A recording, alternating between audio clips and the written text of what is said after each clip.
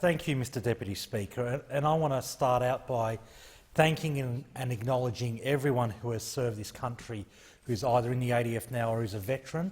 And I want to say it's an immense privilege to have witnessed this debate in the National Parliament and watched and witnessed the contributions from some of our veterans who are our members of Parliament, the member for Herbert, the member for Braddon, the member for Solomon, the member for Denison. I had an immense privilege to sit in the chamber for those 4 contributions, and I feel almost inadequate following those heartfelt personal contributions. So I'll spend my time talking about what veterans and their families have told me, but I want to start by acknowledging them and especially congratulating the member for Herbert for the anniversary he talked about, because to come back from the dark place he was in, to serve this nation and to be such a leading voice in this debate is something that is really remarkable, and I congratulate him and I thank him for what he's doing.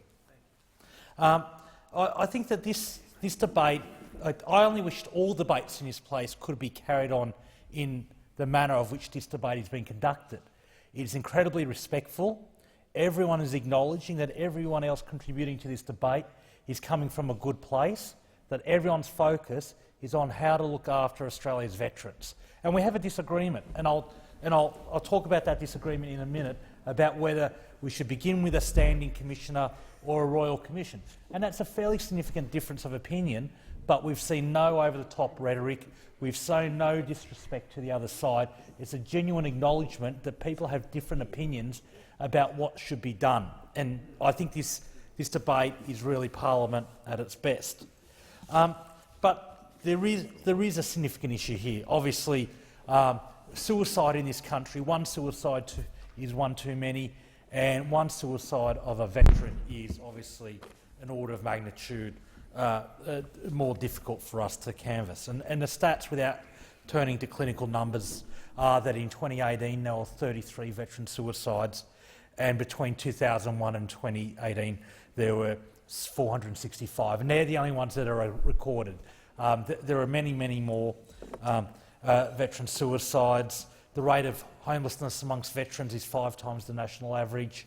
I had a wife of a veteran say to me that she knows many, many veterans who are medically discharged, and every single medically discharged veteran has attempted suicide, was her anecdotal evidence. So I think we should start by acknowledging what the problem is, and then we need to talk about how to solve it. How do we make a contribution in this place? And I think the member for, I think it was the member for Braddon might have made this contribution, but it's been remarked often that while veteran mental health has always been a massive challenge in this nation and many nations, it is getting more of a challenge as we get better at looking after the physical health of our veterans.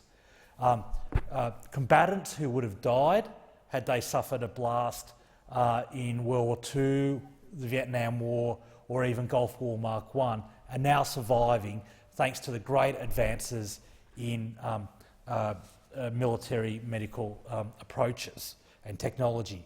But that, if anything, makes it a greater challenge to look after the mental health of veterans, because what they see, what they have exposed to, the impact of concussive forces through explosions, are just a few examples of things that make this challenge even greater for us than it did perhaps for previous generations of policymakers. And I think we do need to acknowledge that every family has some connection to a veteran in their community.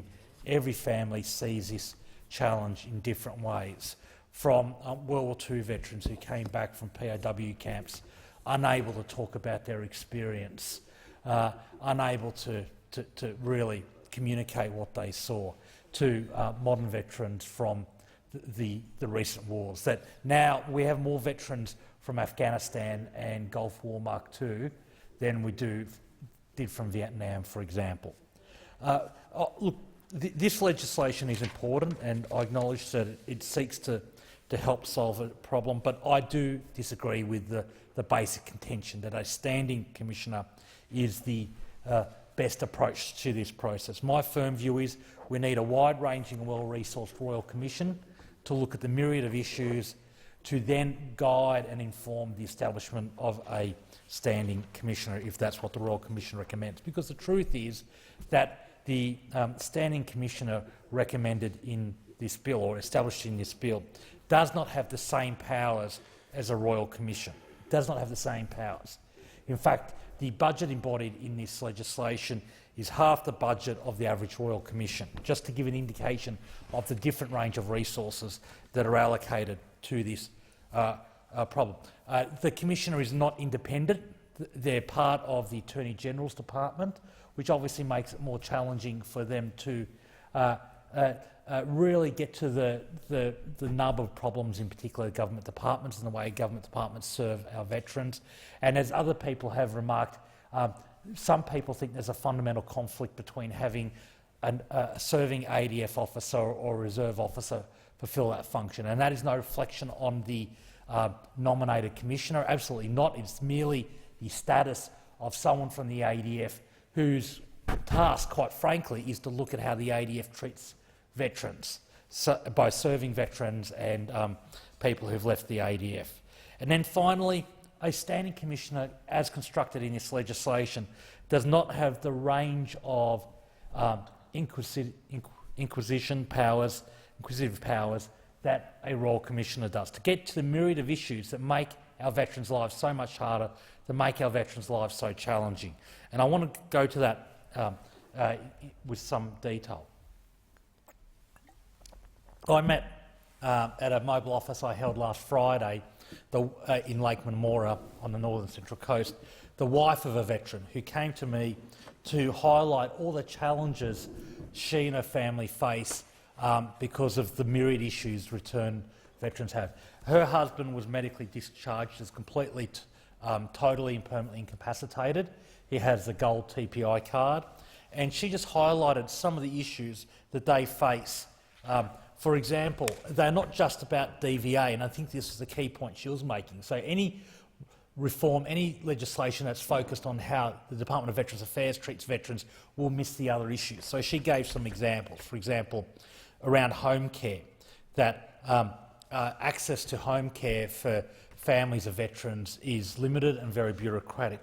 She talked about the interaction of the veteran system with Services New South Wales, for example. So she gave an example of because her husband has a gold card TPI, they get one free car registration a year. But the way the classification works under her husband's particular TPI, it's not an automatic process. So Service New South Wales don't automatically say that her husband is entitled to free registration. They have to get a letter each year from the Department of Veterans Affairs. They take that letter to Services New South Wales, who say that it's not constructed in the correct way. They then have to go back to DVA, who say it is, and then they have to manage this argy-bargy for months on end before they get the correct language to get one free car registration. Now, this might seem as a relatively minor matter, but if the person having to do this is suffering from PTSD, the last thing they want to go through is this bureaucratic wrangling.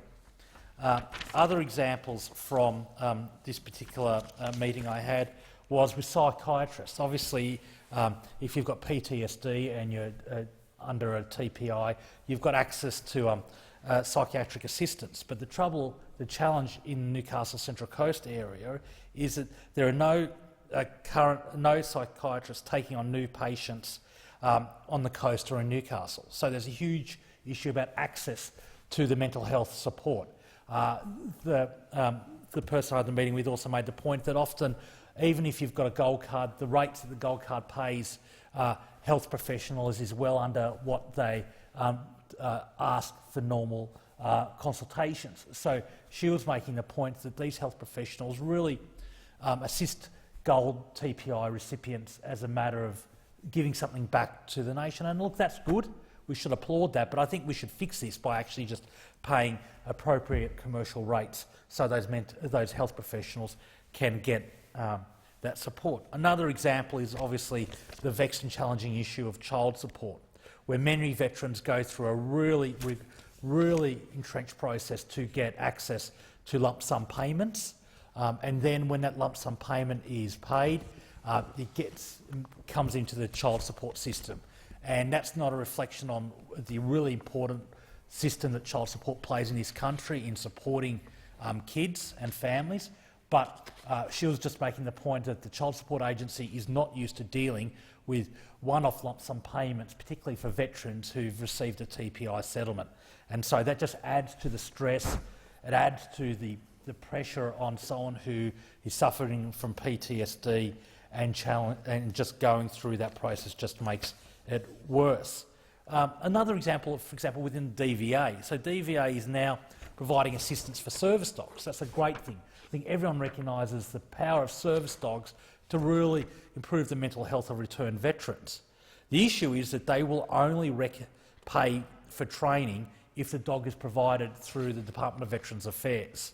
So if you've got a service dog through internationally recognised organisations like Whiskey's Wish, you do not get financial assistance to train that service dog. Again, this is an example of where the bureaucracy put in place hinders a good intention.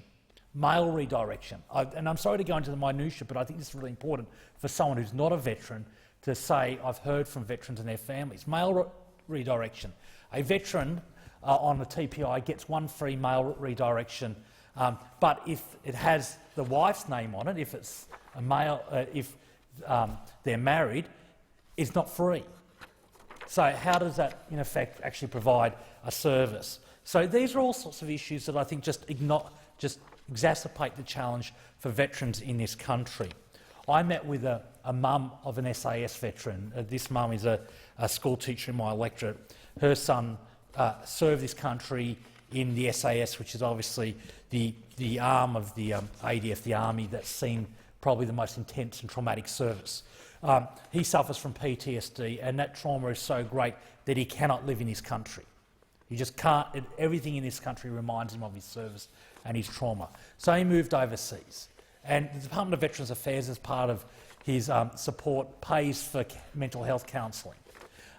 Unfortunately, just another example of the bureaucracies, until my office intervened and DVA came through in the end, he wanted to continue via Zoom mental health counselling with his counsellor from Perth. Obviously, the SAS barracks is in Perth, so he had a pre-existing relationship with that counsellor. Instead, they were insisting on him paying for counselling in his host country in South America, even though the Zoom counselling sessions were cheaper for the Commonwealth and with someone experienced with Australian Veterans Affairs. In the end, it took about 4 months of wrangling before we solved that problem. And again, this is just a small example of these impediments that make veterans' lives harder. I've got an email from someone last week. I won't use her name because I haven't had time to seek her permission, but she said to me, as a mother of a young veteran, I'm begging you to jump on board and be part of this Royal Commission. We owe this to our children, sisters, brothers, mothers and fathers, but mostly our mates. There needs to be more done. They are left in the cold by Veterans Affairs. They leave the ADF and they are literally on their own. They don't have that support network anymore. They spend years waiting for specialist appointments in pain. They spend countless hours with paperwork, phone, class letters of rejection against claims they've been begging for. They have put their bodies and minds on the line for our country, only in the end to have multiple doors closed in their faces by a group of people who've never served a day in their life and have no knowledge of serving. My son joined when he was 18. He was so proud and committed, and now his life is the great unknown. His legs are full of scars from multiple operations. I hope as a mother I never failed him, and as his mother I expect the same from our politicians. And I think that's a very important sentiment. I have not served this country in the ADF. I cannot imagine the challenges veterans face, what they have gone through, but it is my job, it is my duty, like the duty of every other member of this parliament, to serve these veterans, to fight every day to ensure that we support them, to make sure that we are partners with them in mental health issues, in making sure that they get all the support they need. That is the greatest way we can honour their sacrifice and their mate's sacrifice, and I commend the bill as amended to the House.